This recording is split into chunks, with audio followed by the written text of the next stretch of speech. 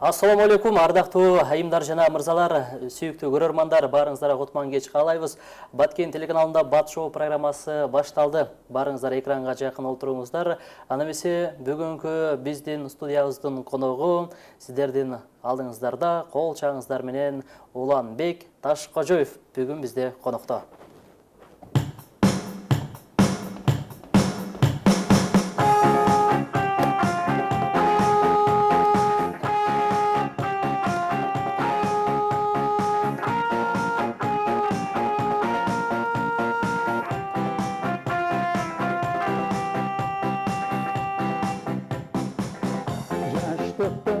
Жаш сезимин өчүрбөстөн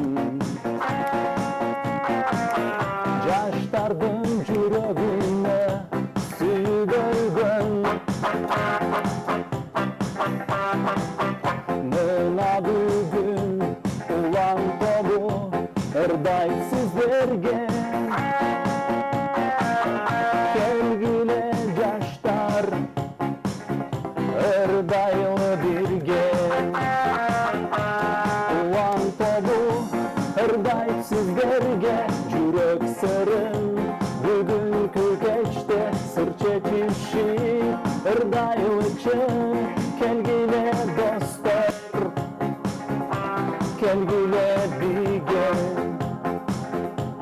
улан тобу ырдайт сиздерге жүрөк сырын бүгүнкү кечте сыр чечишип ырдайлычы келгиле достор келгиле бирге. Браво, кол чабуулар болсун. Ассаламу алейкум. Алейкум ассалам. Биздин студиябызга дал бүгүн Кудай буйрса биздин эфирибиздин жүрүшүндө Улан тобунун жетекчиси Уланбек Ташкожоев агасы ушинтип ырдап берет. Кыскасы бүгүнкү эфирибизге жакшы бир катышып берет деген ойдобуз. Дагы бир рет биздин студиябызга куш келипсиз. Сизди көрүп жатканыбызга кубанычтабыз. Маанайдарыңыз кандай? Маанай жакшы. Эң жакшы. Эң жакшы. Улан ага, биз эфирибиздин шарты менен сизге түшүндүрүп кетели. Биздин эфирибиз мына өзүңүз көргөндөй эле эркин, жөнөкөй эле баягы сүйлөшүп, кенен маек курабыз. Кудай буйрса кеңири отурсаңыз болот, алмалардан жеп, суу ичип отурсаңыз болот. Анан ошондой эле биздин берүүбүздүн жүрүшүндө кызыктуу сизден чыгармалар жаңырат жана ошондой эле бизден оюнуз уктурулат. Ага жакшы бир катышып бересиз деген ойдобуз. Баш тартпайсыз деген оюбуз бар. Макул. Даярсыз бардыгы? Даярбыз. Анда Улан ага, биздин эфирибиздин шарты боюнча өзүңүз тууралуу, ушу бала чагыңыз тууралуу биздин көрүүчүлөргө айтып берсеңиз. Биринчиден саламатсыздар, урматтуу телекөрүүчүлөр. Өзүм жөнүндө айта кетсем, мен ушул Бужум айылында төрөлгөнбүз. 1984-жылы как раз кыш айында, февралдын 26-сында төрөлгөм. Азыр мына 35-ке чамалап баратабыз. Ушул жаштыгымдан өзүм музыкага кызыккандагым, кызыгып тойлорго барып ошол музыканттардын алдынан кетпей той бүткөнгө чейин ошол жерде жүрө берчүмүн да. Ошентип жүрүп кызыгып жүрүп анан кийин мындайларга аралашып дегендей ушундайларды алып өзүбүзчө бир чыгарма жаратып бир аз да болсо элге таанылдык да. Бирок үй бүлөдө эч ким жок ушундай чыгармага жакын же барбы? Жок. Анан ушул канча бир туугандын канчанчысыз? Биз үй бүлөдө 3 уулбуз, эң чоңу мен. Эң чоңу. Анан ушул айтып калдыңыз, жаш кезден эле баштап эмне себептен ушундай чыгармачылыкка болуп кеттиңиз? Себебин дагы билбейм ачыгы. Ушул бул жактан өзү ушул музыка деп ошол жаштыгыбызда эле ушундай болгондо анан ошондой болуш керек да. Кудай берген неме да, талант. десек болот. Анан ушул мына өзүңүз айтып калгандай, ушул тойлорго барып жүрөсүз. Жаш кезде тойлор кандай өтчү эле сиздердин убагыңыздарда ошондой? Сиз ушул тойлорго барып жүргөн убакта? Ал убакта эми силер көрдүңөрбү, көрбөй калдыңарбы? Ошо огород эле килемдерди астык Ошол жерге пакта менен жазып коюп эле. 2 жаштын атын 2 жазып. жаштын атын жазып, Кушбоңур Бек болсун деп. Кийин анан бул жагында серини коюп коюп, ошол аппаратураларды коюп койлор да ырчыса. Же болбосо телешканын үстүнө чыгып эле. Ооба. Кандай өтчү ошондой тойлор ошол убакта? Ал убакта азыркыдай шарттар жок болчу да, баар жок, жандуу, живой болчу, живой ойноп, ошол кышында сууктап, колдорубуз тоңуп калса да эптеп бир нерсе кылып ойноп тойду өткөрөт элек да. Той ээсинин көңүлүн алыш үчүн, Ооба. Жакшы. Анан ушул өзүңүздүн эң алгачкы чыгарган чыгармаңыз эсиңиздеби? Алгачкы чыгарманы ошол студент кезде ошол окууну бүтүп барып эле анан ошо ата-энелерибизди дагы сагынып дегендей анан ошол убакта илхам келип ошол апа акеме ыр белек деп ошондо алгачкы чыгарманы жаратканбыз да. Алар анан ошондо жаралып эле, бирок кийин 1-2 жылдан кийин анан аранжировка кылдырып, студияда жаздырып, ошол убакта анан ошо өзүбүздүн радио саламда хит парадта 1-орундарды ээлеп турган да. Анан ошол сиздин студенттик кезиңиз кайсыл жакта өттү эле? Кандай болду эле? Биз мына жакын эле Ошто эле окуганбыз. Кесиңиз боюнча кимсиз? Биздики компьютерный технологияда окуп калдык, анан бул музыкальный, бул атайын билим жок, бирок бул ошол кандай талант да бул. Анан мына азыр Ямахада кол ойнойсуз дагы, Ямаханын сырткары кандай аспаптарды ойнойсуз? Бир аз гитарада, анан аккордеондо да бир аз, көп эмес. Анан ушул сиздин азыр окуган кесибиңиз менен иштебей, ушинтип музыкалык жаатына кеттиңиз, же ал жактан да иштеп атасызбы? Эми ал жактан да ошол баары бир ошол компьютер менен иштейбиз да азыр, ошол эле технология. Ошол эле. Анан ушул азыр үйдө кандай аспаптарыңыз бар? Үйдө бардык эле аспаптар бар. Комуз бар, анан бас гитара, ритм гитара. Ямахалардын 1-2 түрүнөн бар. Азыр айтып калдыңыз, алгачкы чыгармама ушул аранжировка кылдым эле деп. Ал убакта Баткенде шарт жок болсо керек менимче. Ушул аранжировканы кантип жасаттыңыз? Баткенде ал убакта ошондо эми келип баштаган эле да бизге аранжировка. Ошондо азыр өзүбүздүн ошол Өктөм Сапар уулу ушул жерде иштеп турган да. Ошол жазып берген да.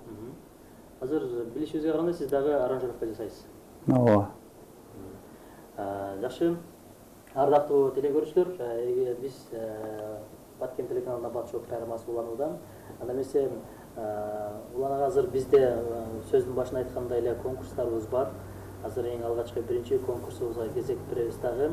Андан кийин кайрадан сизден жагымдуу чыгарма маегибизди уланта бермекчибиз.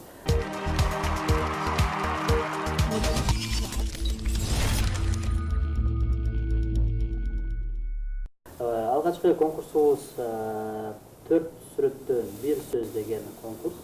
Тагы айтканда азыр экрандан мен сизге сүрөттөрдү чыгарам, 4 сүрөттү. Ал 4 сүрөт 1 сөздүн маанисин бериш керек. Кандай сөз экенин сиз табышыңыз керек. Даярсызбы? Макул, аракет кылалы. Анда алгачкы сүрөткө сиздин көңүлүңүздү бурсак, төмөнкү сүрөт. Бул сүрөттү сиз табышыңыз керек. Мына мындай болчу сүрөт. Чоңойрак сизге. Бул эмне деген сүрөт болушу мүмкүн?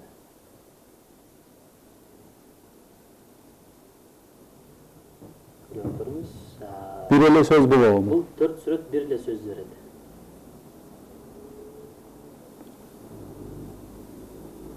Кайсыл сөз болушу мүмкүн? Кандай ойлор келип атат коюңузга? Биринчи эле грипп деген сөз келди. Грип. Ой келди. Дагы ойлонуп көрүңүз.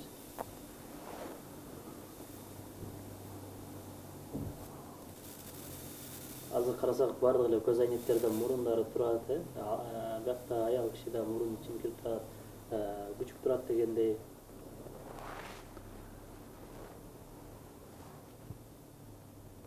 Кандай экен? Ошондо жооңуз Мурун болобу. жооңуз мурун, мурун. Анда биз көрөлү сиздин жооңуз кандай болду экен. Чын эле мурунбу же башка жооппу экен. Албетте сиздин жооңуз туура, бул мурун болчу. Эң туура. Ал эми биз кийинкисине көз чаптырабыз. Кийинки дагы 4 сүрөттөн бир сөз, бул кандай сөз болушу мүмкүн? Кана, сиз мүмкүн болсо жооп берерсеңиз болот. Бул кандай жооп болушу мүмкүн? Бул тоголок. Тоголок. Себеп? Баары тоголок болуп турбайбы? Баары тоголок. Дагы кандай варианттар бар?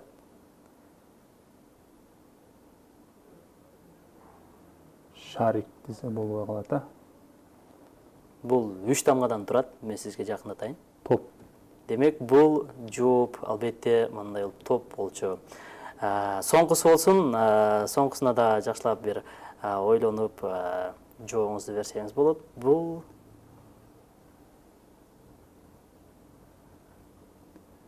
жооңуз Бул Америка. кыскартылып айтканда США. кыргызчасы Кыргызчасы.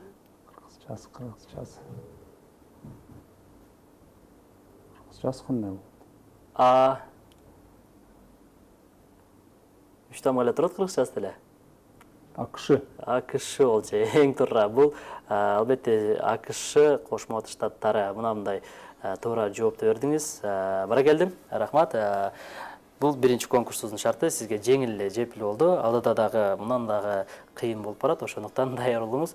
Андан Уланага ушул сиз баягы Ыза деген чыгарманы ырдаганда билебиз, тойлордон тынбай суранып, ушундай радио телевидениедагы ошо түшпөй калганда, ошол чыгармага кантип тандап алдыңыз, кантип ырдап калдыңыз, ошонун тарыхын айтып берсеңиз. Ал чыгарманы баары эле менден сурашат да көптөр. Сенин ырыңды Бактияр Токторов ырдап алдыптыр деп. Негизи андай эмес, ал ыры өзү Бактияр Токторовдун ыры. Анан ошол бир баткенге тойго келгенде ошол Бактияр Токторовдон өзүнүн суранып, өзүнүн уруксаты менен, бирок ал бир аз жайраак ырдаган го. Ооба. Мен анан бир аз тездетип ырдап көрөйүн деп өзүнүн суранып, өзүнүн макул болуп, анан тездетип ырдап чыккан. Ошондо ремикс варианты болот, Ооба. Ошентип анан карасак тойбап болуп калыптыр да, баары эле бийлей турган болуп. Ошентип эле анан эме болуп кетти. Атайын сиз тойго деп ушинтип чыгардыңыз беле? Жок. Анан ушул чыгарма көп сизге ийгиликтерди алып келип керек, э? Ооба. Кандай ийгиликтерге жеттиңиз? Ушу чыгарманын арты менен эмелерге жетиштиңиз дегендей. Кандай десем эми, бул чыгарма менен негизинен Кыргызстан баары эле ушул таанып калды болуш керек. Анан чет жактарга дагы ушул гастролдорго чакырып жатты. Анан ошол сыйлыктар берилди дегендей. Чет жак деп калдыңыз. Мына Москвага деле барып концерт берип келатасыз. Ошол жака кимдердин чакыруусу менен барып концерт коюп атасыз? Ал жака өзү ошол жакта өзү администратор, продюсер, уюштуруу топтор, ошондой топтор атайын чакырып, договор менен чакырышат. Кыргызстан боюнча эле баарын чакырып атышат. Ошолордун катарында бизди да чакырып турушат. Ошого барып келип турабыз. Бир барганда канча жерлерге барып концерт коесуздар? Же бир эле жерди да сүйлөшүп туруп, ошол боюнча эле келесиздерби? Эми ар кандай.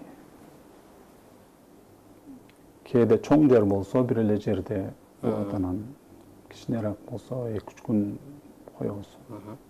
Ал жакта мекендештер ушундай кабыл алышы кандай экен? Иштеп жүрө берип, ушундай музыканы сагынгандар чын келеби экен же эс алганы келеби? Эми ал жакта чындыгында бул кыргыз ырчыларына барганда аябай сагынат окшойт да, ошентип жакшы сыйлап, жакшы неметип жөнөтүшөт да. Жакшы колдоп дегендей. Анан тааныштарды жолуктуруп каласызбы? Концертте. Ооба, тааныштар атайын келет, гүл кармап келет деген.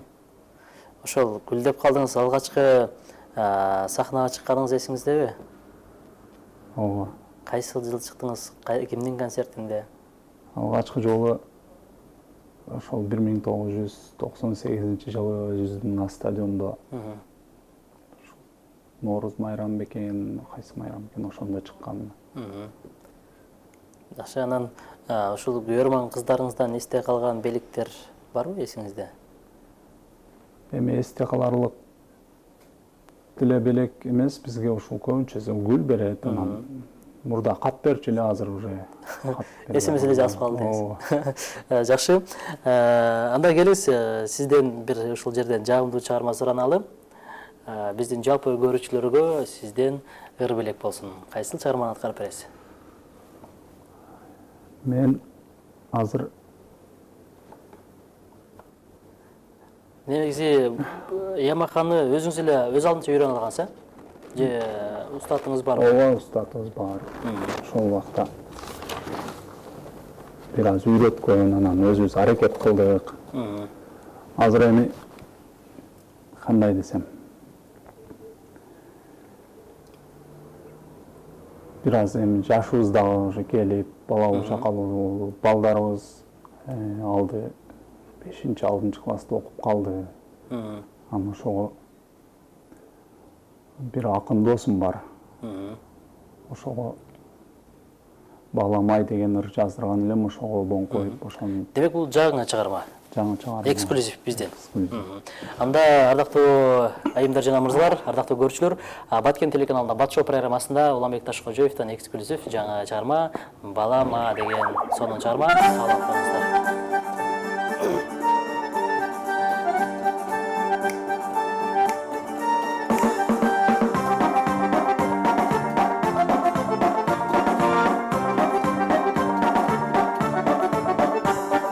Баламай, баламай, балдан ширин аябай, баламай, баламай, балдан ширин аябай, бактын барын байлыгын, балам сенсиң ананай, бактын барын байлыгын, балам сенсиң ананай.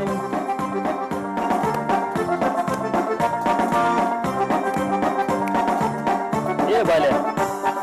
Чаңылайга карабай, чөп курайды аралай, Чаңылайга карабай, чөп курайды аралай, сенин болду жумушуң, жөжөлөйдү санамай, сенин болду жумушуң, жөжөлөрдү санамай.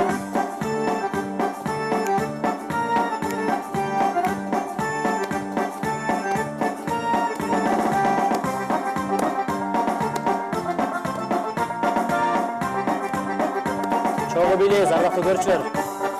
Баламай, баламай, бал сөзүңө жанамай, баламай, баламай, бал сөзүңө жанамай, берип турган кубаныч, балам сенсиң ананай, берип турган кубаныч, балам сенсиң ананай.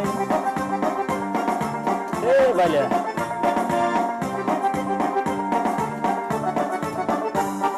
Булукканга карабай, бигиңде санамай, булукканга карабай, бигиңде санамай, берген бакыт кубаныч, балам сенсиң ананай, берген бакыт кубаныч, балам сенсиң ананай, бактын барын байлыгын, балам сенсиң ананай, бактын барын байлыгын, балам сенсиң ананай.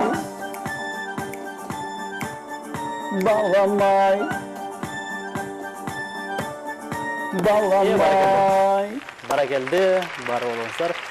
Чын эле баягы балам балалуу болгондо билесиң деген жакшы кеп бар. Ошону эми сезип атсаңыз керек. Ооба. Азыр канча балаңыз бар? Азыр 2 уул 1 кызыбыз бар. Ушул уул кызыңыздан ушундай сизге жакыны барбы? Мындай ырдап, мындай шыгы бар, билеген? Эми аны өзүң жакшы билесиң да, бардык эле үйдө ата-энем эмне кылса балдар ошого карап кете берет экен да. Биздин балдар да ошол үчөө тең эле ошол ырдайым эле деп турат. Тоскоол кылбайсызбы анан? Жок, тоскоол. Көмөктөшүп турасыз. Репертуарыңызда негизинен канча ырыңыз бар, канча клибиңиз бар? Репертуарда негизинен көп эле ырларды ырдап койгонбуз, анан ошо элге ошо таанылгандар 5-6 жакшы ырлар бар. Улан тобу кылган кайсы чыгарма? Алгачкы ошол баягы Апакеме ыр белек деген ыр менен ошол Баткен ошо өзүнүн региондо жакшы эле неме болуп калганбыз да. Анан кийин андан кийин күтөм махабат деген ырлар чыкты. Аны менен бир аз жылыш болду. Андан кийин ошо ыза ыйлай менен анан дальше кетти да. Анан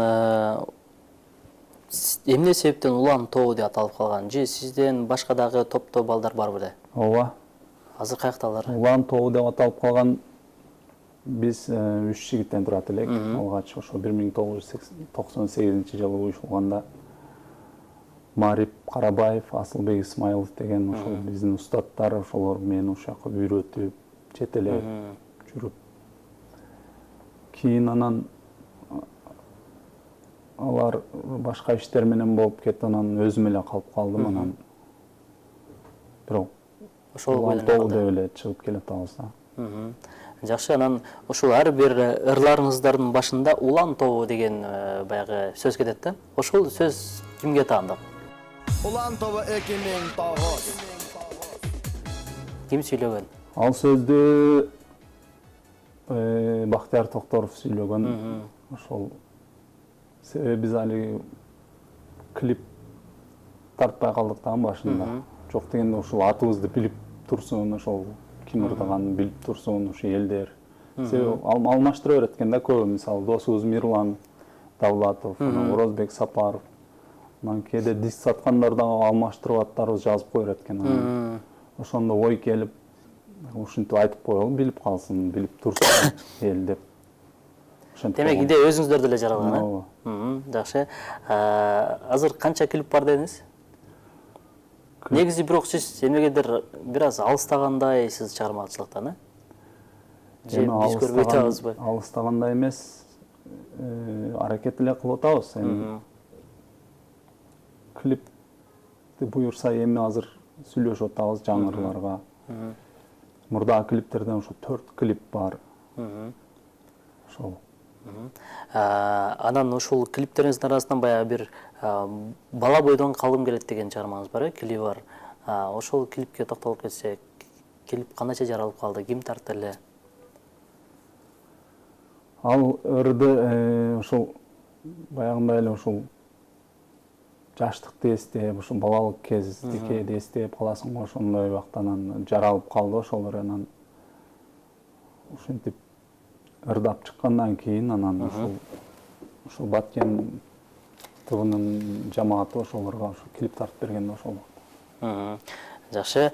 Андан биз азыр алдыда кийинки конкурсубузга кезек беребиз.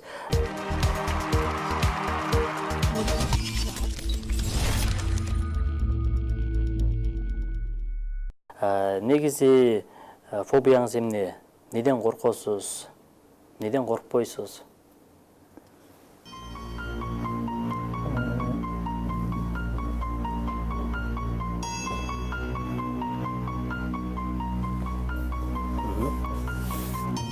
Неден коркосуз, неден коркпойсуз? Не бул? Чакан конкурсубуз бар сизге деп атайын. Неден коркосуз, неден коркпойсуз? Күчүктөн корком. Күчүктөн коркосуз. Күчүк эмес, эми баягы тиштей турган иттер бар го, ошону. Тиштей турган иттен. Азыр Улан ага, биз бул кутучанын ичине балким тиштей турган же тиштей турган бир нерсени салганбыз. Сиз эки колуңуз менен саласыз дагы, колуңуздун бармактары менен эмне экенин таап беришиңиз керек. Жакыныраак олтуруңуз. Тиштеп албайбы анан? Эми айта албайм эми. Сиз аракет кылып көрүңүз. Эки колду саласыз, Қолыңыз менен эми ичине карап эле койсоңуз болот. Эми бул жакты карай бериңиз. Бисмилла деп колду салыңыз дагы. Ичинде эмне бар экенин сиз бизге таап бериңиз. Каяктан? Эки колду менен сала бериңиз, сала бериңиз. Биякты карап алсаңыз болот. Ылдыр жакты жүрүңүз колду. Этият кылыңыз. Ушул. Ушул бериңиз.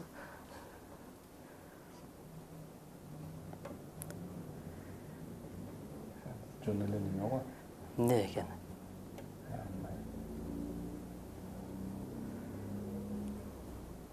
Этке окшош эле. Этке окшош эле, бирок аты эмне экен? Эт эле окшойт да. Жок, эт эмес, бирок Холодец. туура, эң туура, азаматсыз. Чын эле бул холодец болчу. Эмикси жаныбар болуп калышы мүмкүн. Салыңыз колуңузду.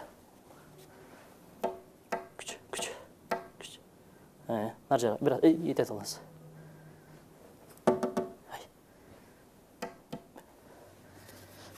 Этет кылыңыз. Биякта да немеси бар. Мына ошол. Жылды. Этет кылыңыз.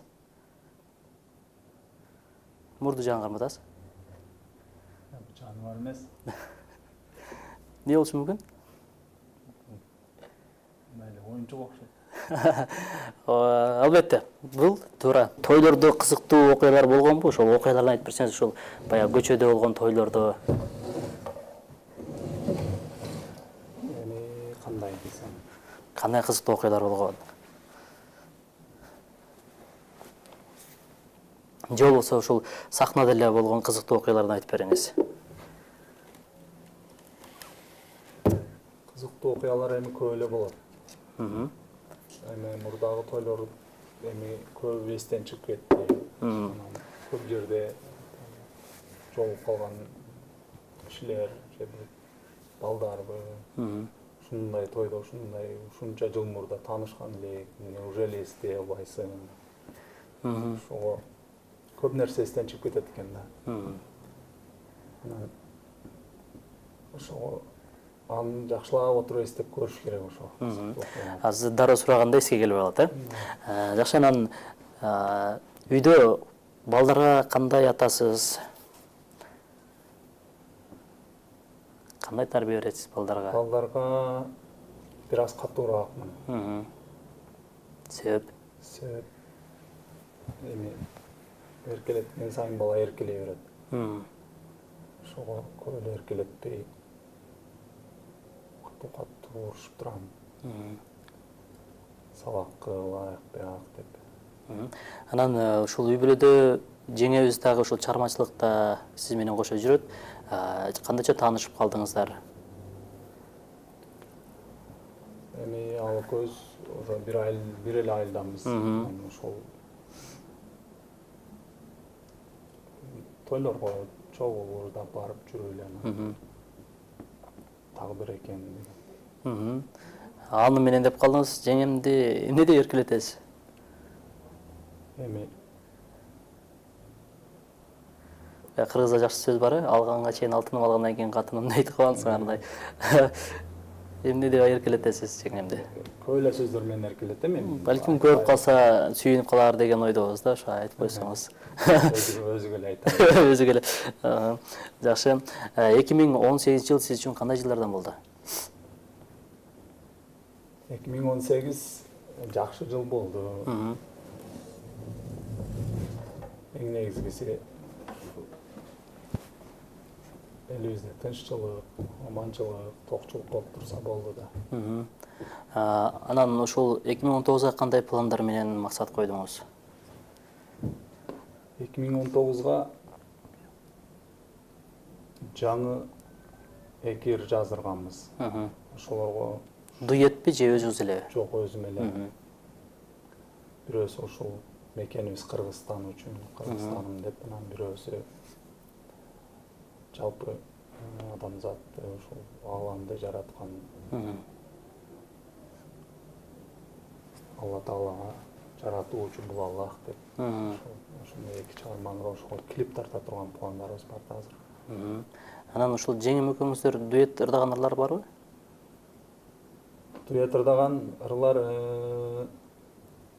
ушул өзүбүздүн мынау иш убактарда ошол баягы таалым кыз менен көбүк чоңдун айтышын дуэт аткарып жүрөбүз. Бирок дагы пландар бар келечекте дагы. Дуэттер жаздырганга э? Жакшы. Анда келиңиз да сизден бир жакшы чыгарма болсун көрүүчүлөргө. Кайсыл чыгарманы аткарып бересиз? Эми мен ушул жаштыгымда бир жакшы көргөн ыр бар эле. Бул ырды ушул Гүлнара Кахарова деген эжекебиз аткарып жүргөн да мурда жаштыгыбызда. Көбүнчө ким менен ушундай иштешесиз? Кандай кайсы акын менен? Эми чоң акындар менен анча эле мен сүйлөшүп көргөн эмесмин. Анан ошол жаштардан ошол өзүмдүн Бакыт Чылымов деген досум бар өзү Чалаактан. Ал өзү Москвада жашайт азыркы учурда. Анан ошонун бир-эки ырларын ошол обон салып, анан азыркы ошол жанагы Кыргызстандын Малбак деген ырларды ошол сөздөрүн жазып берген, ошол өзүм обон чыгарып не кылган чагым. Анан азыр ушул Издейм сени деген чыгарманы ошол Гүлнара Кахарова аткарып жүрчү эле мурда. Анан өткөндө өзүнөн сурадым эле, эжеке ушуларыңыз жашымдан жакшы көрөм, ошону ырдап жүрсөк. Ырдап анча мынча ырдасам боло береби десем, ырдай берейин деп Өзүңүздүн аранжировкаңыз менен, э? Өзүңүздүн вариантта. Анда келесиз ошол чыгармага кезек берели. Ардактуу көрүүчүлөр, анда сиздер үчүн Уланбек Ташкожоевдон жакшы чыгарма болсун. Качан алдыңыз эле бул ырды? Бул ырды эми алган жокмун, мен өзүмө жага ырдап жүргөнүңүзгө канча болду деген? Же жакында эле баштадыңыз? Жакында эле.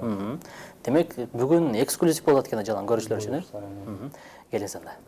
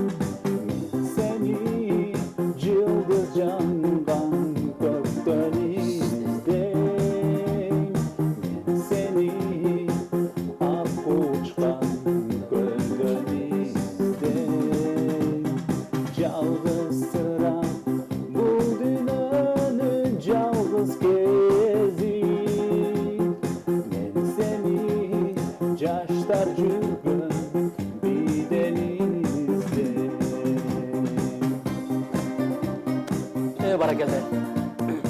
Улан Това. 2019.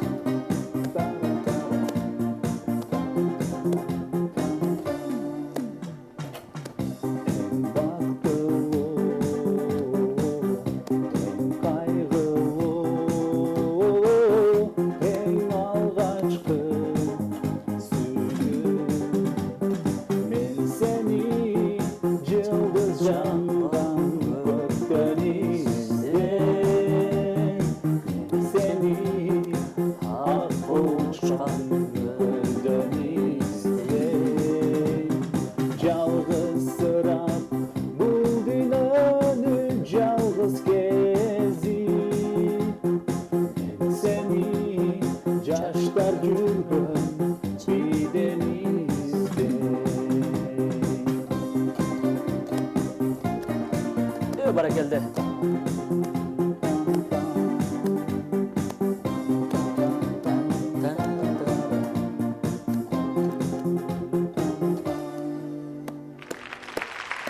Браво, баракелде. Кол чабар болсун. Рахмат сизге. Улана ушул сизге анан азыркы жаш ушул музыкага кызыккан балдар ушундай кайрылат ушундай жардам бериңиз деп, эгер жардам бериңиз деп кайрылгандарга кандай кеңешиңиз айтат элеңиз? Чын андай кайрылгандар көп эле бар эле ушул кандай десем аранжировка жасатыш керек, үнүбүз жаздырыш керек. Анан көбүнчөсү эле мен ырларыма обон кой бересизби дегендер кайрылат. Анан бирок мен өзү обончу эмесмин да. Анан кээде гана ушул өзүбүз жараткан ырларга гана обон чарпайсыз. Обон ушул илхам келгенде чыгып калат да. Анан ал балдарга айтам, сен обончуларга кайрыл, алар жакшы кылып жазып берет деп ушинтип кеңештер беребиз. Азыр репертуарыңызда көбүнчө ырлардын тематикасы кандай басымда? Сүйүү, ата-эне, мекен. Эми мурда бар эле ошол сүйүү көп эле болуп кетти дагы. Азыр ошол башка кандай десем көбүнчө ошол ата-энени сыйлоо жөнүндө, анан мекен жөнүндө жакшы ырларды жаратканга аракет кылып атабыз да эми. Сүйүү көп болуп кетти дегениңизге кандай түшүнсө болот? Сүйүү жөнүндө ырлар көп кетти. Демек, эми ата мекен, үй бүлө боюнча эми чыгарайын деп ушундай тематикада. Жакшы, уланаганда биздин кийинки конкурсубуз дагы өз убагына келди.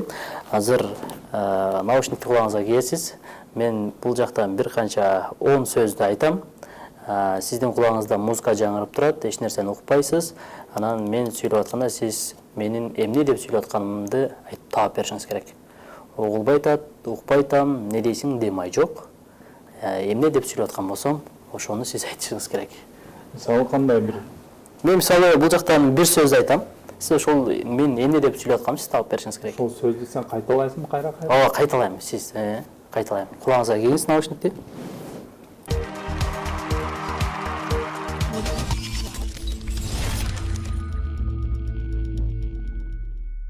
Музыка чыгып атабы? Музыка чыгат. Даярсызбы конкурска? Анда эмесе мен музыканы коем, бул жактан сөз айтам, сиз табышыңыз керек. Даярсыз? Жаңы жыл. Жаңы жыл. Жаңы жыл. Чыгач. Жок, жаңы жыл. Жаштык. Жаңы жыл. Жаңы жыл. Жаңы жыл. Жашыл. Жок. Жаңы жыл. Жаңы жыл. Дед Мороз, Аяз ата, жаңы жыл. Жаңы жыл. Жаштык. Жок. Жаңы жыл. Кийинкиси өтөлө. Гамаш. Гамаш. Камчы. Жок. Гамаш. Камыш. Жок. Гамаш. Гамаш шымдын ичинен кез. Гамаш. Гамаш. Гамаш, азаматсыз. Батек. Батек. Патинке. Жок. Батек. Батек. Ошо бут кийим астына коебуз го? Батек. Батек. Батек. Батек. Батек. Батек. Батек. Кейингиси өкүл ата. Өкүл ата. Өкүл ата. Өкүл ата. Өкүл ата. Өкүл ата. Өкүл ата. Азаматсыз. Кейингиси китеп. Китеп. Жакшы. Ал эми кийинкиси болсо Мандарин. Мандарин. Брат, Жоқ, мандарин. Мандарин. Мандарин. банан, Жоқ, мандарин. Мандарин. Мандарин. мандарин, Мандарин азаматсыз. Шаты. шаты, Шаты. Сыйқырчы. Сыйқырчы. Сыйқырчы. Сүф. Сыйқырчы. сен, Жоқ, сыйқырчы. Сыйқырчы. Сыйқырчы. Сыйқырчы. Сыйқырчы. Қандай көрсетсем екен, а? Сүф дегенде жоқ. Сыйқырчы. Кейінгісі, тарелка. тарелка, Тарелка. Екеуін таппай қалдыңыз. Жаңы жыл. Жаңы жыл. жаштық, Жоқ, жаңы жыл. Жаңы жыл. Жаңы жыл. Жаңы жыл. Жаңы жыл. жаңыр, Жаңы. Айтсаңыз қайра. Жаңы жыл. жаңы жыл, О, азаматсыз. Ақырқысы таппай қалғаныңыз. Күреш. Күреш. Күреш. Күреш. күреш, Батек таппай қалыңыз. Батек. Батек. Батек. Батек. Батек. патинке, Жоқ, астыңғысы батек. Батпақ. Жоқ, батек. Батек. таман, Батек. Жоқ, батек. Батек. патек, О, азаматсыз. Браво, болды. Болды, азаматсыз. Қол чалдар сізге. Соның болды. Ошол батек дегенге біраз қиналып қалдыңыз да, ошоны қайра-қайра. болбайды. Еш нәрсе болбайды. Улан аға, ушул эфирибиздағы аяқтап баратат. Эфирдин соңында ушул сиздин алдыда пландарыңыз тууралуу кеп кылалы, кандай ийгиликтерди, ушул эмнелерди баштайын деп турасыз 2019 жылы? Эми жана эле айтып кеткендей эле ошол главный 2 ырга жакшы клип тарталы деген план Ойлор бар, койгонбуз ошол быйылга. Ошону коюп анан өзүбүздүн жергебизде чыгармачылык кечебизди өткөрөлү деген план бар анан. Сурайын деп атканым ошол, сиздердин ошол сахнада жүргөнүзгө канча жыл болуп калды? Эми сахнада Негизи чыгармачылыкта жүргөнүзгө? чыгармачылык аяк бияк болуп жүргөнүбүзгө ошол 98-жылдан бери аралашып жүрөбүз. Ошондо 20 жыл, 21 жыл болду. Демек, мына 20 жылдык деп концерт берсеңиз да болот экен, ооба. Ниеттер бар. Ооба. Жакшы, ниетиңиздер ишке ашсын дейли. Эфир соңунда сизге анда эркин микрофон берейин. Көрүүчүлөргө калуу тилек айтсаңыз болот. Эми элибизге эмне дейбиз? Биринчиден ошол тынччылык болсун, аманчылык болсун, токчулук болсун, ошол тойлор боло берсин дегендей. Жакшылыктар болсун. Жакшылыктар да ошол биз кызматта болайлы. Эфир соңунда дагы бир чыгарма суранабыз. Мүмкүн болсо шаң дурак чыгарма менен эфирибизди жыйынтыктайлы. Ардактуу айымдар жана мырзалар, Баткен телеканалында Бат Шоу программасы. Бүгүн бизде конокто ырчы Уланбек Ташкожоев. Мына ушинтип сиздерге дагы бир сонун чыгармасын тартылуу алдында турат. Анда жалпыңыздар бизге экранга жакыныраак олтуруп, Уланбек Ташкожоевдун чыгармасына кезек берели. Кайсы чыгарманы аткарып бересиз? Эми мындай кылайлы. Кечиккен бакыт деген ырыбыз бар, ошону өзүмдай жайлы ырда. Анан шаңдурак кылып Ооба, жакшы болот, жакшы болот. Келиңиз анда.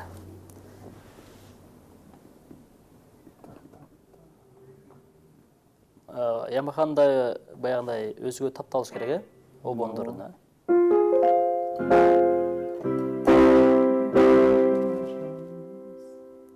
Ямаханын баасы канча турат?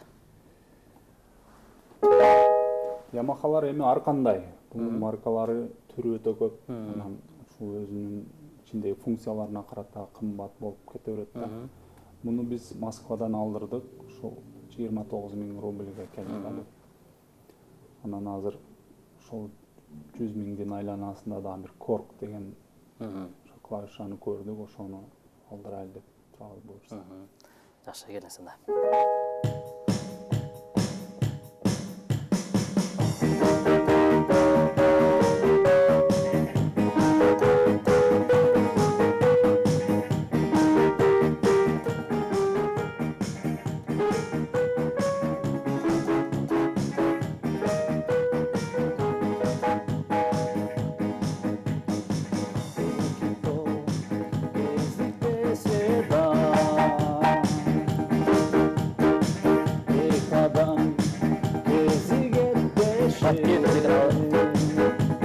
Баткен телеканалда Бат Шоу программасы, студияда Уланбек Ишанчуев.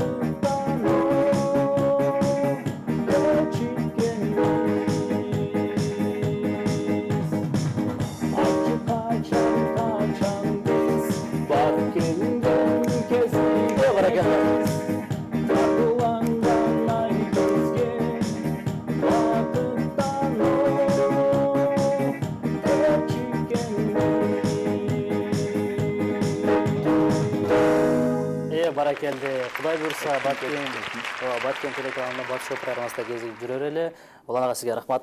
Студияга келип бергениңиз үчүн, улуу башыңызга чыгылып, ушинтип жок дебестен келип бердиңиз. Сизге терең ыраазычылык айтабыз. Жалпы көрүүчүлөргө дагы чоң рахмат айтабыз. Ардактуу айымдар жана мырзалар, сиздер Баткен телеканалында Бат Шоу программасын көрдүңүздөр. Бүгүн биздин студиябыздын коногу Улан тобунун жетекчиси Уланбек Ташкожоев конокто болду. Ал эми ушун менен биздин эфирибиз соңуна келип жетти. Аты жөнүм Расул Акматов болду. Кийинки берүүлөрдө көрүшкөнчө аман туруңуздар, саламатта калыңыздар.